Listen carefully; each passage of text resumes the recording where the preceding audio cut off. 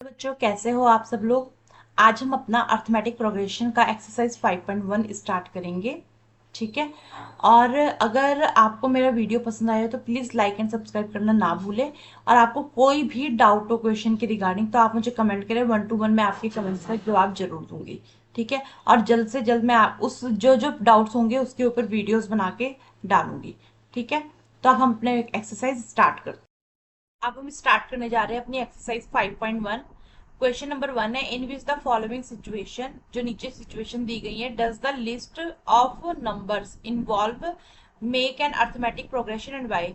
इसमें जो हमारे नंबर दिए गए होंगे, जो स्टेटमेंट में हमारे जो नंबर दिए होंगे वो एपी है, अगर है तो क्यों। ठीक है तो क्यों। तो सबसे पहले मैं आपको बता दें एपी होती क्या है। जब आपके पास सीक्वेंस में नंबर आते हैं, ठीक है, जैसे 1 2 3 4 5 सो ऑन, तो ये जो सीक्वेंस में नंबर आते हैं और इनका कॉमन डिफरेंस, ठीक है, अगर जब इनका कॉमन डिफरेंस, मतलब कॉमन डिफरेंस क्या है, कॉमन डिफरेंस,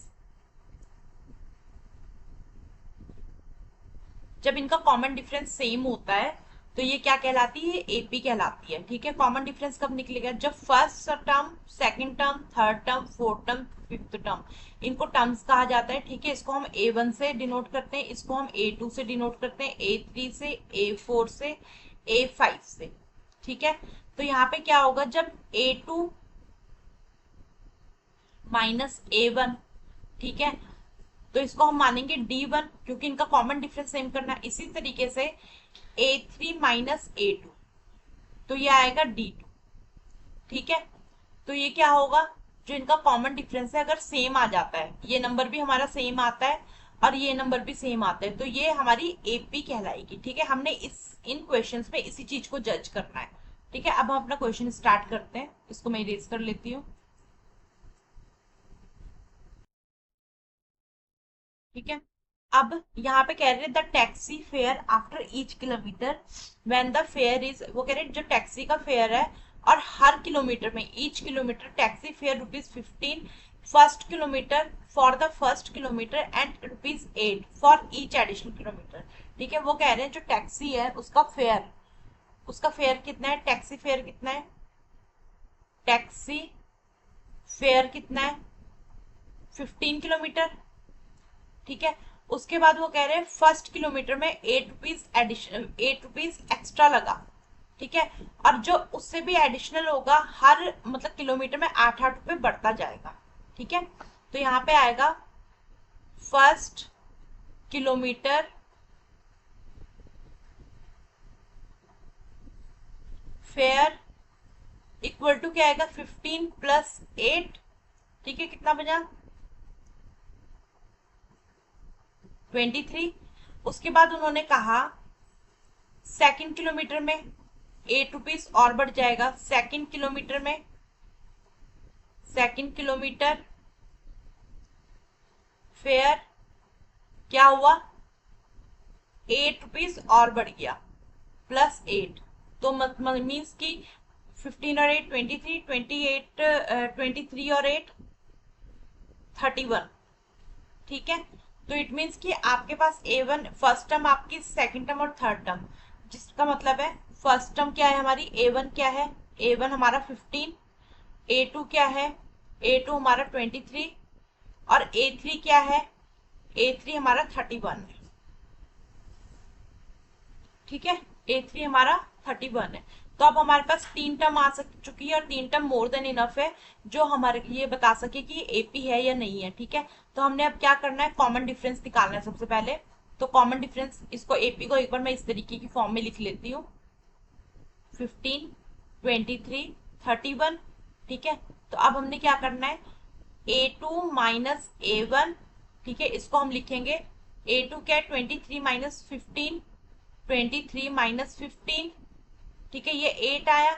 अब इसी तरीके से A3 माइनस A2, तो A3 क्या है हमारा, A3 हमारा है 31 माइनस 23, ये भी हमारा 8 आया। ठीक है। मीन्स दोनों के दोनों सेम है। अगर दोनों सेम है, D1 और D2 सेम है, ठीक है, D1 equal to D2, it means कि हमारा जो फर्स्ट क्वेश्चन है वो एपी है, दिस इज एपी। यहाँ पे हमारा फर्स्ट क्वेश्चन डन होता है। अब हम अपना सेकंड क्वेश्चन करेंगे। अब हम करने जा रहे हैं 5.1 का पार्ट टू। ठीक है, 5.1 का क्वेश्चन नंबर 1 का पार्ट टू। ठीक है, इसकी मैंने प्लेलिस्ट में सीरीज वाइज एक्सरसाइज के क्वेश्चंस डाले हैं, तो आपको ये क्वेश्चन जो है सीरीज वाइज मिल जाएंगे। ठीक है, तो अब यहाँ पर हम अपना क्वेश्चन नंबर 2 स्टार्ट करते हैं। पार्ट नंबर 2 स्टार्ट करते हैं। क्वेश्चन नंबर 1 का पार्ट नंबर 2 स्टार्ट करते हैं। The amount of air present in a cylinder, वो कह रहे हैं ये सिलेंडर है, इसके अंदर जो एयर प्रेजेंट है व्हेन अ वैक्यूम पंप, ये बता दिया उन्होंने, एक कहानी बता दी कि आपके पास एक सिलेंडर है, उसके अंदर एयर प्रेजेंट है। ठीक है, अब वो कह रहे हैं when a vacuum pump removes, जब वैक्यूम पंप उसमें से 1/4 पार्ट, वैक्यूम पंप जो है ना कितना पार्ट रिमूव करेगा, 1/4 पार्ट। ठीक है, ऑफ द एयर, एयर का 1/4 पार्ट, जितनी भी एयर है उसका 1/4 पार्ट रिमूव करेगा। Remaining in the cylinder at a time, जितनी बार वैक्यूम पंप अंदर जाएगा, जितनी बार वैक्यूम पंप अंदर जाएगा उतनी बार बची हुई एयर का, ठीक है, रिमेनिंग एयर का उतनी बार, किसका, रिमेनिंग एयर का, ये आपको समझना पड़ेगा। रिमेनिंग एयर का, इस क्वेश्चन की जड़ भी यही है, 1/4 पार्ट, जितनी बार वैक्यूम पंप अंदर जाएगा, ठीक है, उतनी बार उसका 1/4 पार्ट वो निकालेगा। पहली बात ये होगी। दूसरी बात, हमने एपी बनानी है, तो एपी के लिए हमें सिर्फ 3 नंबर चाहिए। कितने नंबर से चाहिए, 3 सिक्वेंसिंग नंबर चाहिए हमें, 3 सिक्वेंसिंग नंबर चाहिए। तो मतलब वैक्यूम पंप कितनी बार जाएगा, 3 बार जाएगा। पहली बार जो जाएगा उसका 1/4 निकालेगा, फिर दूसरी बार जो जाएगा उसका 1/4 निकालेगा। ठीक है, ये बात समझ आ गई। अब हम क्वेश्चन स्टार्ट करते हैं। ये क्वेश्चन थोड़ा इंपॉर्टेंट भी है और थोड़ा सा आप इसको ना क्रिटिकल भी समझ सकते हैं, क्योंकि यहाँ पर लाइन फंस जाती है बच्चों की कि remaining in the cylinder at a time, जितनी बार वैक्यूम अंदर जाएगा उतनी बार बची हुई एयर का 1/4 निकालेगा। ठीक है, एपी के लिए हमें 3 सीक्वेंसिंग लाइन चाहिए। अब सबसे पहले हमें ये नहीं पता कि सिलेंडर के अंदर एयर कितनी है, तो हमें क्या करना पड़ेगा, उसको लेट करना पड़ेगा। तो लेट, हम क्या करेंगे, उसको let total air in cylinder, तो हम उसको क्या ले रहे हैं, एक्स। ठीक है, तो एपी के लिए क्या होता है, एपी के लिए हमारा A1, ठीक है, हमारा A1 क्या आया, इसको हम लेंगे A1। अब उन्होंने कहा वैक्यूम पंप जब अंदर जाएगा, तो यहां पे हम लिखेंगे vacuum pump remove air, remove 1/4 air, remove 1/4 air. तो इसमें क्या करेंगे, मतलब एक्स में से 1/4 निकालेगी वो, तो क्या आएगा, x/4। ठीक है, x/4 आएगा, बट x/4 तो आएगा यहाँ पर, बट ये तो सिर्फ रिमेनिंग एयर से निकाला, तो हमें तो टोटल निकालना है। तो इसके लिए हमें एपी भी बनानी पड़ेगी। एपी बनाने के लिए क्या करना है, A1 को हम ऐसे लिखेंगे यहाँ पे x माइनस x/4। ठीक है, ठीक है, क्योंकि एपी बनानी है हमें, ये x/4 है, इसको हमें पहले प्रॉपर सॉल्व करना पड़ेगा, क्योंकि टोटल एयर तो ये थी, टोटल एयर में से रिमेनिंग पार्ट ये निकला हमारा। ठीक है, टोटल एयर तो ये थी, टोटल एयर में से रिमेनिंग पार्ट हमारा ये क्या निकला, ये निकला x/4। अब हम इसको सॉल्व करेंगे बाय एलसीएम। ठीक है, पहले हम एलसीएम निकालेंगे, इसके बाद क्या होगा, यहाँ पर देखो एलसीएम निकाला तो 4x माइनस एक्स, तो क्या आया, 3x/4। तो आपने ये स्टेप याद रखना है कि यहां तक तो आपको पता लग गया कि रिमेनिंग एयर इतनी थी, बट एपी निकालने के लिए हमें टोटल एयर को इंक्लूड करना पड़ेगा, ताकि यहाँ पर हमारा प्रॉपर A2 आ जाए। तो ये हमारा आ गया A2। ठीक है, इसके बाद अगेन हम लिखेंगे vacuum pump remove air in third time, vacuum pump remove air third time. क्योंकि एपी के लिए हमें 3 बार ही वैक्यूम पंप को डालना पड़ेगा, 3 बार बहुत है, ठीक है। थर्ड टाइम में क्या आएगा, तो ये आएगा, किसका निकालेंगे ये, 3x/4 मल्टीप्लाई 1/4, ठीक है। तो सबसे पहले हम इसको सॉल्व कर लेंगे, तो आएगा 3x/16, ठीक है। अब ये हमने क्या करना है, इसको टोटल एयर अब क्या बची थी, पहले x बची थी टोटल एयर, पहले x बची थी टोटल एयर, टोटल एयर से इसको माइनस करके हमने A2 निकाला, ठीक है। इसके बाद टोटल एयर हमारे पास क्या बची, टोटल एयर बची हमारे पास 3x/4, ठीक है। 3x/4 माइनस 3x/16, यही है, ठीक है। अब हम इसको सॉल्व करेंगे, तो यहाँ पे आएगा 4×4=16, ठीक है। तो ये आएगा 16 हमारा आएगा एलसीएम, एलसीएम हम निकालेंगे 16, ठीक है। तो ये क्या होगा 12x - 3x, 12x minus 3x, तो ये क्या आया हमारा 9x/16, ठीक है। तो हमारा A3 क्या बन गया 9x/16, ठीक है। तो अब हमने क्या करना है, हमने यहाँ पे अपनी एपी लिख देनी है। तो हमारी एपी क्या बनी, एपी हमारी बनी, यहाँ पे हमारी एपी बनी, पहले x बनी थी, दूसरी बार 3x/4 बनी, और तीसरी बार 9x/16 बनी, यही बनी थी, चेक कर ले। A1 हमारा x बना था, ये देखो A1 हमारा x बना, A2 हमारा 3x/4 बना, और A3 हमारा 9x/16 बना, ठीक है। अब हमें पता है, हमने ये प्रूफ कैसे करना है कि ये AP होगी, तो हमारा D1 = D2 होना चाहिए, ठीक है। तो वो किस कंडीशन में होगा, तो ये देखिए, तो सबसे पहले हमने क्या करना है, D1 = A2 माइनस A1, तो A2 क्या है हमारा 3x/4 माइनस x, ठीक है। अब इसको क्या करेंगे, हम एलसीएम ले लेंगे। तो एलसीएम में क्या होगा, एलसीएम में हमने क्या करना है, जैसे ये आ जाएगा हमारा एलसीएम 4, ठीक है। तो यहाँ पे आएगा 3x माइनस 4x, तो हमारा क्या बना इसका सॉल्यूशन, -1x/4 -1x/4, तो हमारा क्या निकला, D1 क्या निकला हमारा, D1 हमारा निकला -1x/4, ठीक है। = नहीं डालती मैं यहाँ पे, ठीक है। हमारा D1 -1x/4। अब हमने D2 फाइंड करना है, क्यों, क्योंकि AP के लिए हमारे को D2 की नीड भी है, और D2 निकालकर हमने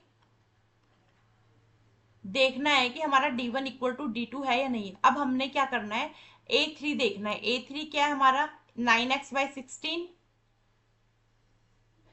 9x/16 माइनस 3x/4, ठीक है। अब अगेन हम क्या करेंगे, एलसीएम ले लेंगे, ठीक है। एलसीएम के में हमने क्या करना है, यहाँ पे मैं D2 ही लिख लेती हूँ, ठीक है। तो यहाँ पे हमने एलसीएम में क्या करना है, क्या आएगा 16, ठीक है। एलसीएम क्या आया हमारा 16, तो जब हमारा एलसीएम 16 आया, तो हमने क्या किया, अगेन 9x माइनस 12x,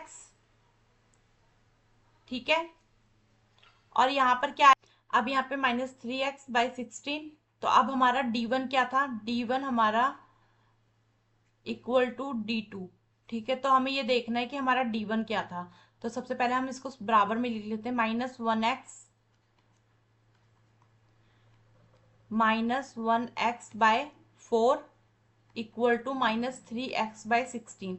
तो ये जो है हमारी AP नहीं होगी, क्योंकि इनके जो कॉमन डिफरेंस है सेम नहीं आ रहे हैं, ठीक है। तो ये हमारी AP नहीं, तो दिस इज नॉट AP, ठीक है, दिस इज नॉट AP, तो ये हमारी AP नहीं होगी। 5.1 का फर्स्ट क्वेश्चन का थर्ड पार्ट है, the cost of digging a well after every metre of digging when it cost ₹150 for the first metre and rise by ₹50 for each subsequent metre. तो वो कह रहे हैं कि एक कुआं है, कुएं के खोदने की, ठीक है, एक कुआं है, उसको खोदने की कॉस्ट ₹150 आई है, ठीक है। और साथ में उन्होंने कहा after every metre of digging, और हर एक मीटर में जब उसको खोदा गया ना उसमें 50 रुपए इंक्लूड होते गए। ठीक है, कुएं को खोदने की कॉस्ट कितने आई है 150, और जब उसका फर्स्ट मीटर मतलब जब भी उसको खोदा गया ना हर एक मीटर में, सपोज करो ये कुआं है, ठीक है, ये कुआं था, ये कुएं को खोदना शुरू किया गया, ठीक है, इसको डिगिंग करनी शुरू की गई, इसको खोदना शुरू किया गया, तो तब तो पूरी कॉस्ट आई, खोदने की कॉस्ट आई 150 रुपीज, रुपीज 150 पर every metre, in every metre cost, every metre cost rise by, मतलब राइज मतलब कॉस्ट बढ़ती गई ₹50, ₹50। ठीक है, मतलब तो यहाँ पे क्या हुआ कि जब कुएं को खोदना शुरू किया गया, ठीक है, तो कुएं को खोदने की कॉस्ट क्या आई 150, पर हर एक मीटर में 50-50 रुपए बढ़ते गए। तो अब हम क्वेश्चन को स्टार्ट करते हैं। तो हम लिखेंगे, इसको इरेज कर देती हूँ मैं।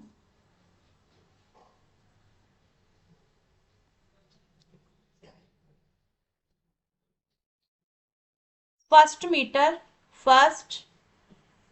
Metre digging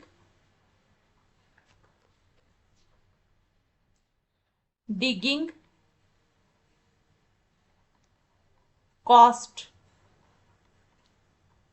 ₹150। ठीक है, अब वो कह रहे हैं second metre digging cost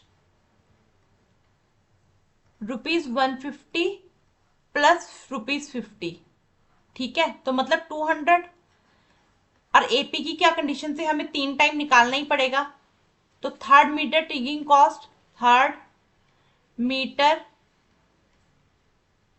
digging cost ₹150 plus 50 plus 50, तो कितना आया 50, 150, 50, 200, 250। ठीक है, अब यहां से हम अपनी एपी भी निकाल सकते हैं। अगर आप नोटिस करो तो 150 क्या है हमारा A1, ठीक है, 200 क्या है हमारा A2, और 250 क्या है हमारा A3। अब हमारे पास 3 कॉस्ट आ गई है। ठीक है, तो अब यहाँ पे हम लिखेंगे अपनी एपी, हमारी एपी क्या बनी 150, 200 एंड 250।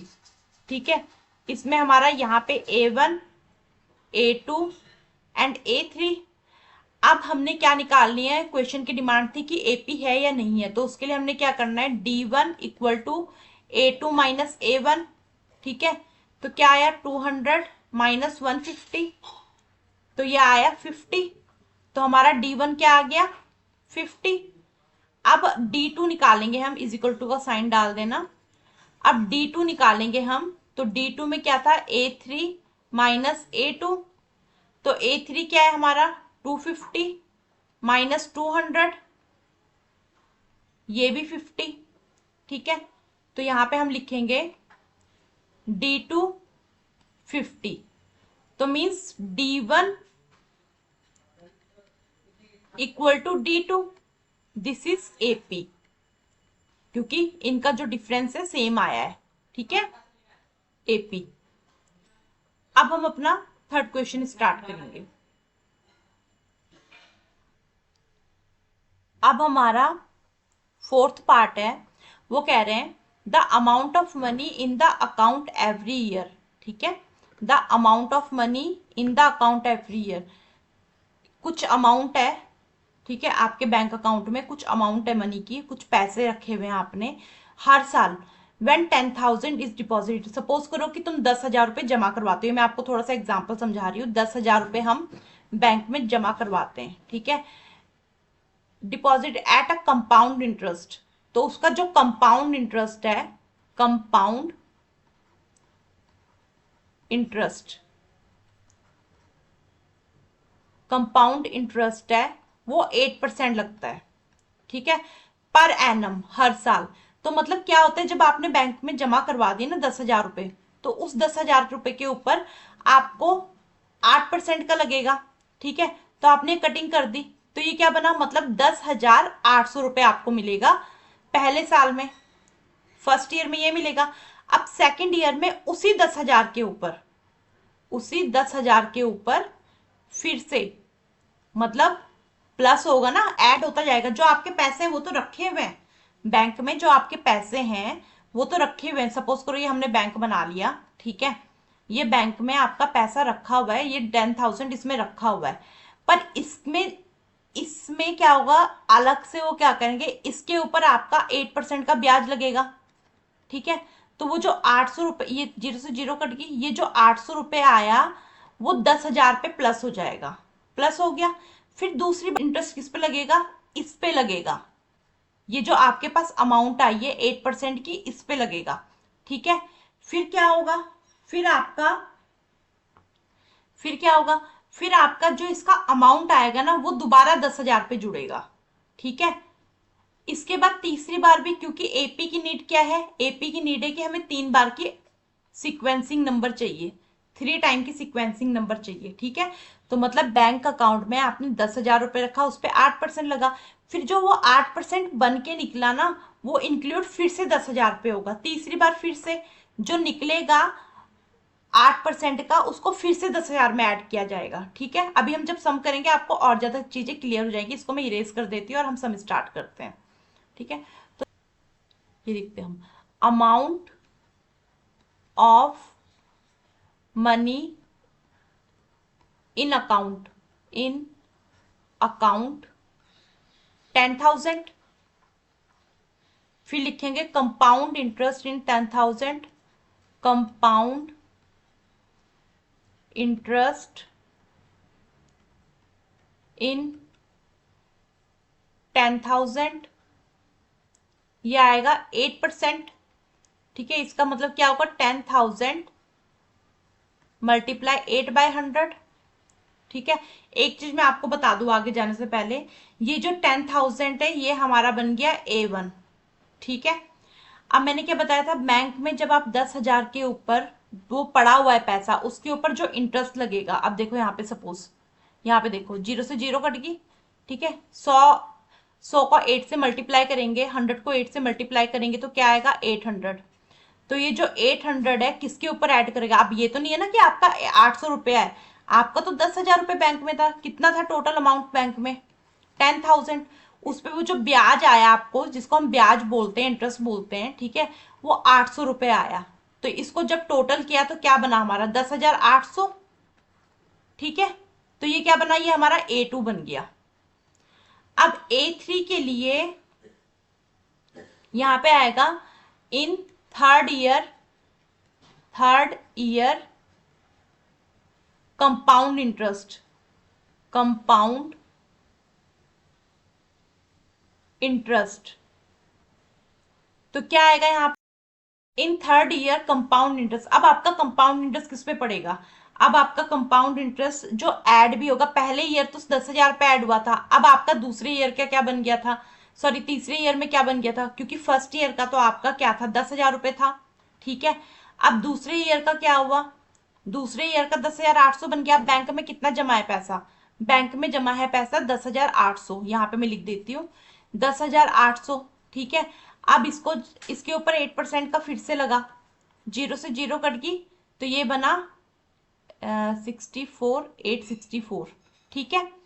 इसके बाद क्या हुआ, थर्ड ईयर कंपाउंड इंटरेस्ट 864, इसके बाद क्या आएगा यहाँ पर आएगा, अब ये जमा 10,000 पे नहीं होगा, अब ये ऐड होगा 10,800 पे, क्योंकि अब आपके पैसे बढ़ गए थे, पहले साल 10,000 ही थे, दूसरी साल 10,800 हुए, अब ये किस में ऐड होगा, 10,800 में। अब ये तो नहीं होगा ना कि 64 था, ये मैंने 46 लिखा है बाय मिस्टेक, इसको ठीक कर लेना, ठीक है। तो ये क्या होगा, 864 इस पे ऐड हो जाएगा, ठीक है। तो ये क्या आया यहाँ पे, 4 6 8 8 16,